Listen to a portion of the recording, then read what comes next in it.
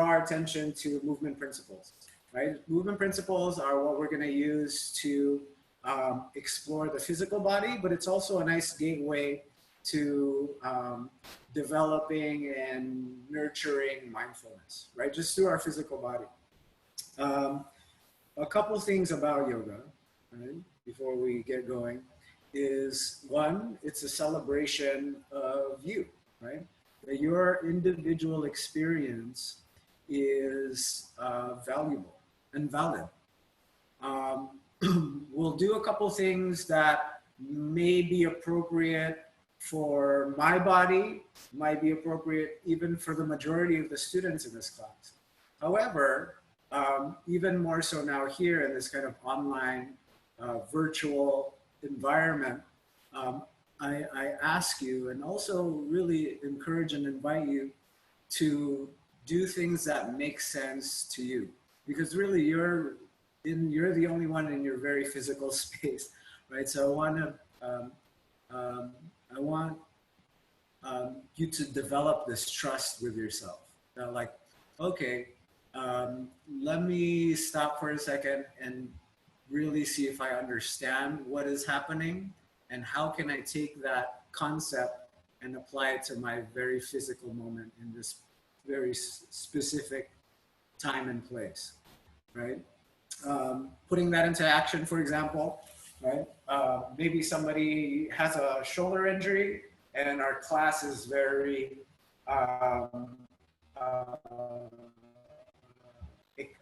flexion driven, shoulder flexion, right? And I'm asking people to bring their arms way, way back over their heads and then pull the ribs in so that the spine remains balanced, right? But maybe for you, this is as far as flexion as you can go in your shoulders, right? Before other things start to move around, right? So the idea is keeping your spine balanced, right?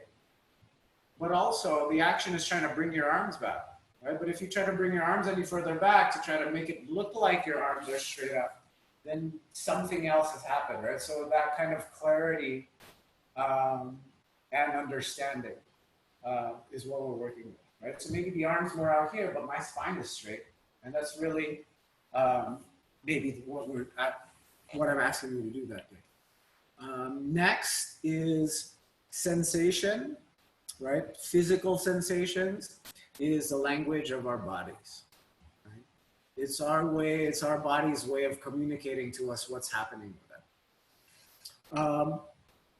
Most recently, the expressions that our bodies are communicating have become either misunderstood or muted or dulled. And a lot of that has to do with just inactivity, right? And or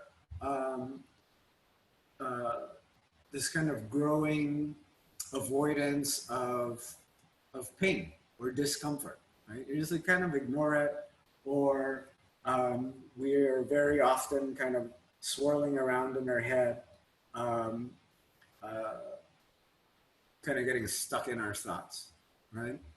Whether you're doing that in front of a computer, sitting in front of a car lot, what we're doing with our physical body has grown detached from our entire experience, right? And so through practicing yoga, we want to nurture and develop this language again, right? This mode of communication with our body.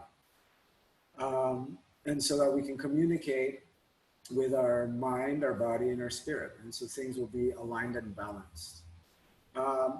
And through our practice, right, we're trying to find where we are and create balance across each of the 5 koshas, right? Or the physical, the mental, and our energetic states.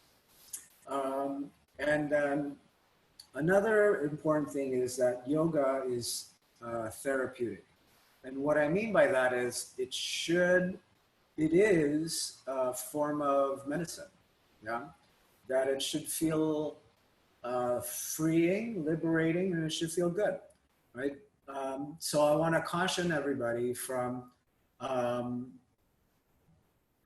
getting caught up in what you think you should be doing and going back to that connection with your body. What is your body telling you right now in this particular moment, right? What can you adjust to align with the path that we're traveling and make it so that you're traveling on it on your in your own way, right? Um,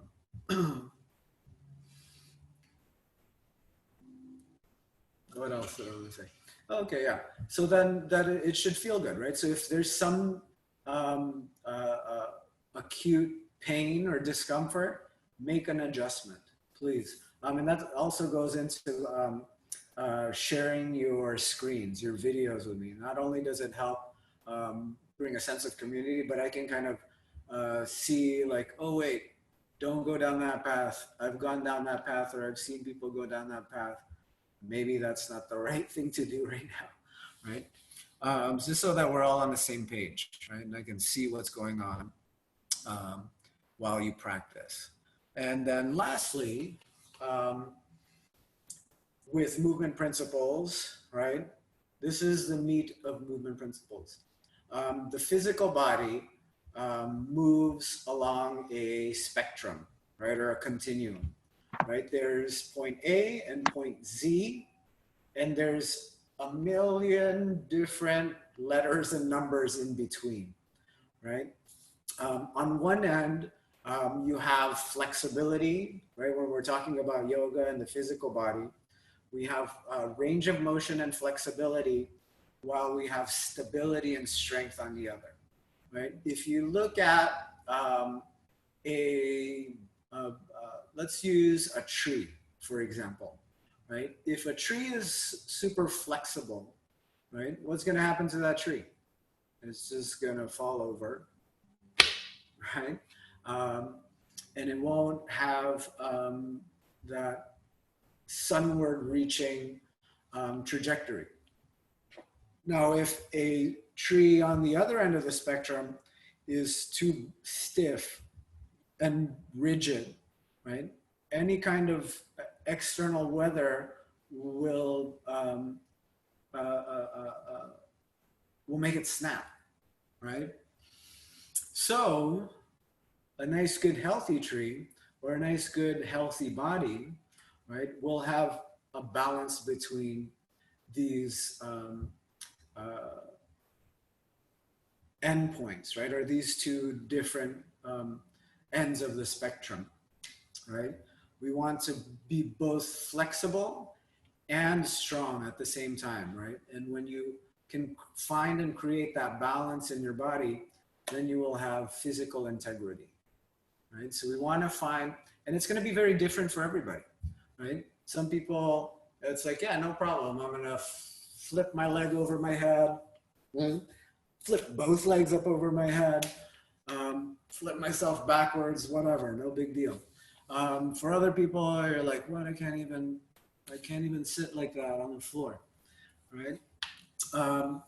And so on some days, you and your body, you might need to create a little bit more support, right? Yes, you've been blessed with the ability to be super flexible, right? But over time, you risk putting too much stress on your joints, right? And creating too much pressure across your ligaments. Likewise, if you are too rigid or super strong, or you favor being in one particular position in your body, right? Then maybe one day, when you reach back to grab something that fell behind your seat in the car, you get a muscle spasm, or maybe one day you can't even get down and tie your shoes or whatever it is, right? So there is value in both, but when you combine and meet in the middle, then you have integrity, right? You can be both flexible and open and super strong and stable. So let's put that to practice, right? So that's the basis for movement principles. There will be 6 of them.